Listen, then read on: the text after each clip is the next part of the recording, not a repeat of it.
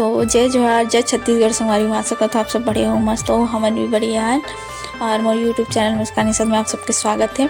आज संगवारी हो, ये वीडियो है 9 दिसंबर के मोर सगाई के दिन के वीडियो है। सगाई के दिन से पहले मतलब मैं तैयार हो गए रहूँ, मन सामान नहीं ला रही ना, कपड़ा पड़ा पहले मैं तैयार होकर रेडी रहूँ ताकि लाए कपड़ा और तुरंत पहनूँ, टाइम ना लगे ऐसा करके।